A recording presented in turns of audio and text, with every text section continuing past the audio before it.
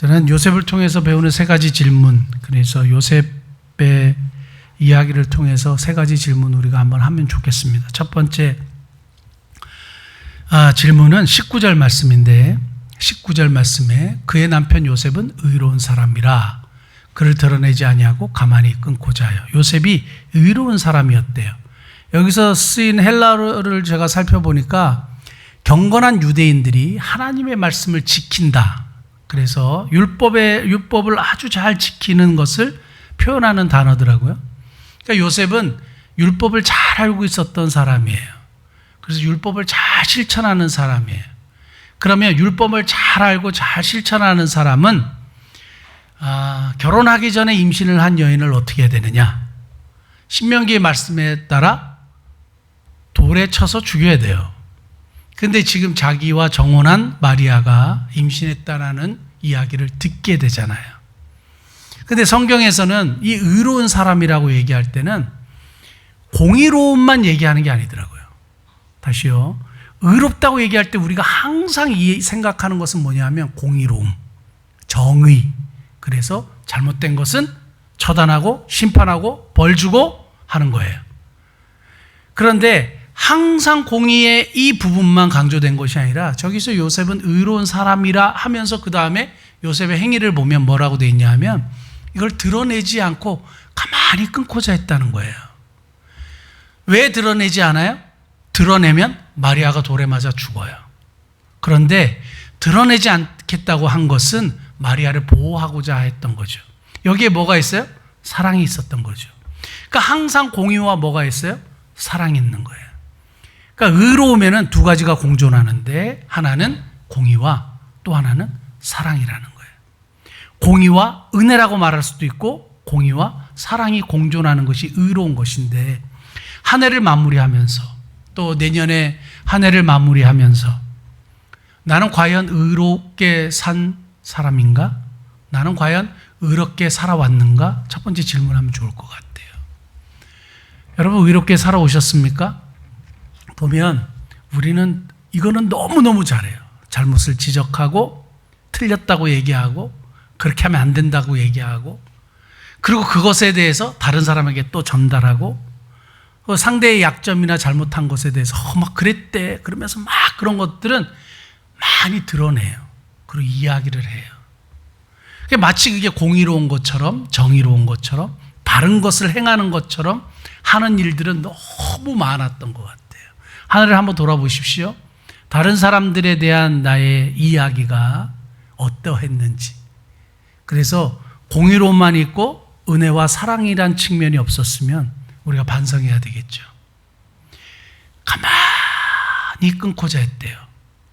드러내고 내지 않았대요. 두루 다니며 한담하는 자는, 잠언 11장 13절에 보면 두루 다니며 한담하는 자는 남의 비밀을 누설하나 마음이 신실한 자는 그런 것을 숨긴대요.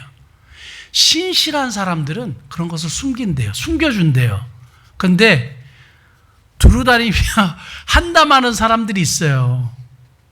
그리고 자기가 정의로운 것처럼 막 얘기해요. 뭐가 잘못됐고 뭐가 문제고 그렇게 하면 안 되고.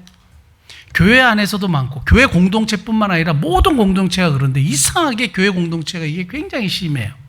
사랑을 얘기해야 되는 공동체가 정의가 너무 많아요. 공의만 너무 많아요. 그렇게 하면 안 된다는 게 너무 많아요. 그래서 다른 사람들에 대한 좋지 않은 얘기가 훨씬 더 많이 돌아다녀요. 내가 과연 의로운 사람이었는가? 그리고 내년에는 내가 과연 의로운 사람이 될 수 있겠는가?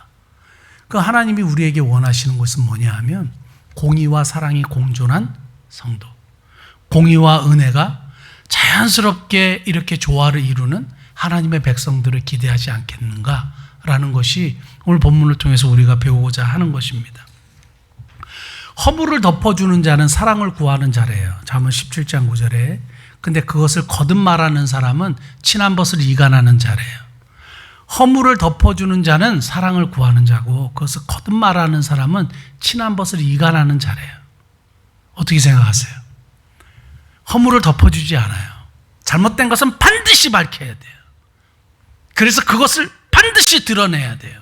꼭 그래야 될까요?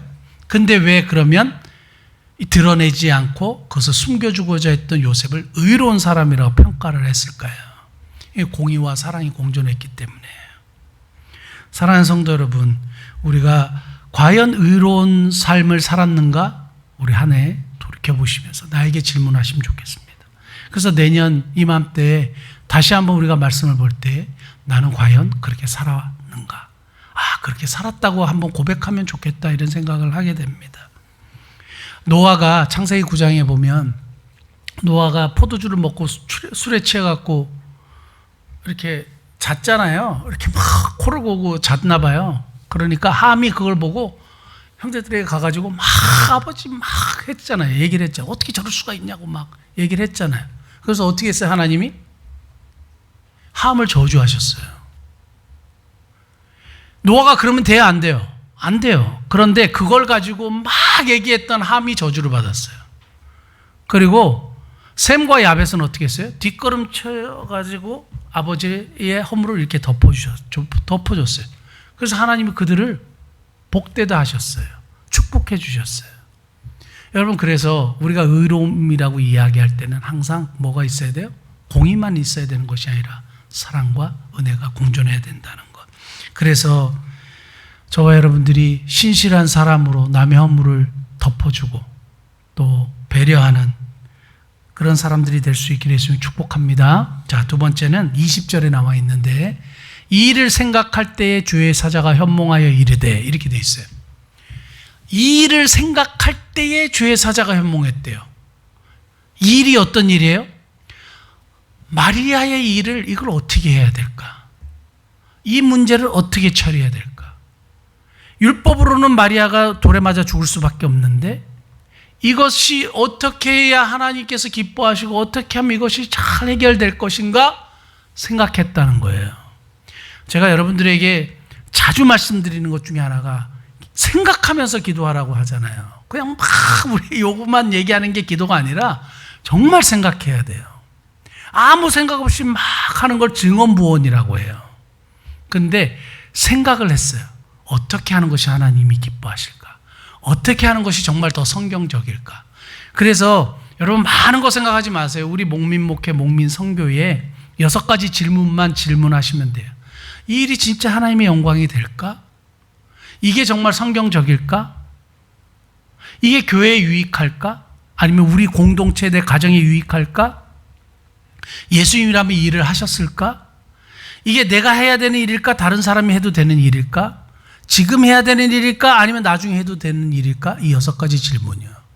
이것만 해도 답이 어느 정도 확 나와요. 사랑하는 성도 여러분, 생각하며 해야 돼요. 그럴 때 어떻게 했느냐? 주의 사자가 현몽해서 말씀이 나왔어요. 다윗의 자손 요셉아 하면서 말씀이 나왔는데, 여러분 성경에 보면 저희가 어제 말씀을 보았지만 마리아에게 사실은 그 성탄의 가장 기쁜 소식을 먼저 얘기했고 그 6개월 전에 천사가 가브리엘이 사가랴에게 나타났어요. 그런데 마태복음에서는 요셉에게 천사가 말씀하시잖아요. 말라기와 마태복음 사이는 400년이에요. 하나님의 말씀이 없었어요. 근데 만약에 마태복음만 우리가 딱 놓고 보면 하나님의 말씀이 400년 동안 없다가 언제 등장했냐 하면 요셉에게 그 말씀이 처음으로 등장을 하는 거예요. 놀라운 일이에요. 400년 동안 하나님의 말씀이 없었어요. 그런데 갑자기 요셉에게 하나님의 말씀을 딱 전해주시는데 언제 그 말씀이 전해졌냐 하면 이 일이 정말 하나님의 뜻인가 생각할 때예요. 나는 생각하며 살아왔는가? 두 번째 질문이에요. 나는 생각하면서 살아야 한다라는 것이 답이죠. 앞으로도 여러분들이 그 2026년도 마지막에 나는 과연 무슨 생각을 하고 살아왔을까? 무슨 생각을 하며 과연 살았는가? 내년에는 여러분들 생각하며 사시기를 바랍니다. 무슨 생각이요? 이게 진짜 하나님께 영광이 될까? 이게 예수님이라면 이렇게 하셨을까? 그리고 이게 정말 성경적인 것일까? 이게 하면 바른 것일까? 아닌 것일까? 예수님이라면 이렇게 하셨을까?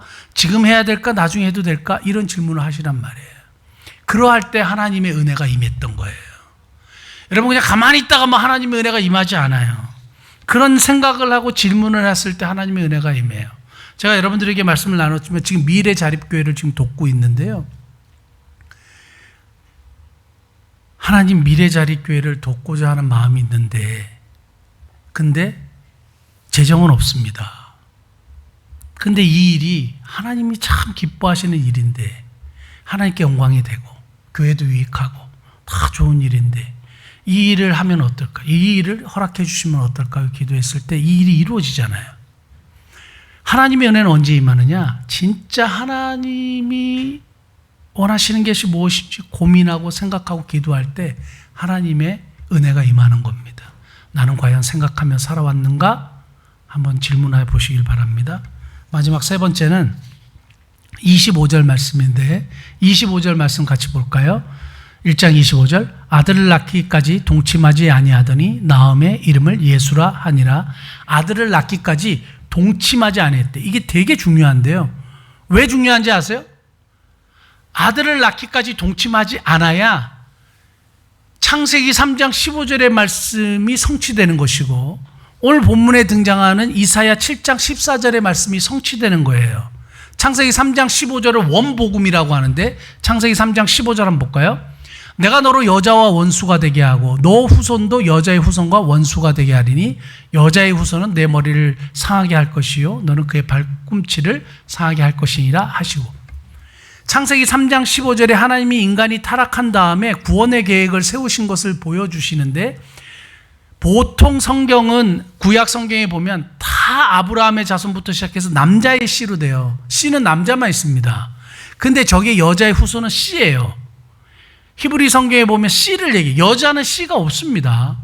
그런데 여자의 씨로 말미암아 구원이 임하게 되고 결국에 이 여자의 후손을 통해서 사탄의 머리가 으스러지게 될 것이라는 것을 이야기하는 거예요. 사탄이 패하게 될 것이고 하나님의 나라가 하나님이 승리하게 되신다는 것을 말씀하는 원복음이라 그래요. 근데 이 말씀이 이루어지는 것이고 이사야 7장 14절 보면 그러므로 주께서 친히 징조를 너에게 주실 것이요 보라 처녀가 잉태하여 아들을 낳을 것이요. 구약에 예언되었던 메시아에 대한 동정녀 탄생이 보존되도록 하는 일을 누구의 순종을 통해서 이루어주셨느냐? 요셉의 순종을 통해서 이루어진 거예요. 요셉이 동침하지 않았어요. 그래서 오늘 25절 말씀에 그렇게 되어 있습니다. 세 번째 질문은 나는 절제하고 배려하고 살아왔는가? 무엇을 위해서? 하나님의 뜻을 위해서. 다시요. 나는 절제하고 배려하고 살아왔는가? 무엇을 위해서? 하나님의 뜻을 위해서. 요셉은 절제하고 마리아를 배려했어요. 왜냐하면 하나님의 뜻이 이루어져야 되니까요. 하나님의 뜻이 이루어져야 되니까 절제하고 배려했습니다. 기독교의 가장 중요한 교리 중에 하나는 동정녀 탄생이 이 요셉의 절제와 배려를 통해서 이루어지게 된 거예요. 왜 절제하고 배려했어요? 하나님의 뜻을 생각했기 때문이에요. 하나님의 뜻을 이루기 위해서 그가 절제하고 배려했습니다. 절제가 내면에서 일어나는 일이라면 배려는 외면적으로 일어나는 일이에요. 이런 일들이 과연 내 삶 속에서 많이 일어났는가? 한 해 동안 한번 정리해 보시면 좋겠고 남아있는 시간이라도 내가 하나님의 뜻을 행하는 하나님의 백성들 되시기를 예수님을 축복합니다. 이 질문하시면서 내년 말에도 내가 과연 이렇게 살아왔는가? 라는 것에 대해서 네, 그렇게 나름대로 열심히 살아왔습니다. 이렇게 고백하는 저와 여러분 되기를 바랍니다. 나는 의롭게 살아왔는가? 나는 생각하며 살아왔는가? 나는 하나님의 뜻을 위해서 절제하며 배려하며 살아왔는가? 이 질문 하시면서 여러분 한 해를 마무리하실 수 있기를 예수님 축복합니다. 기도하시겠습니다.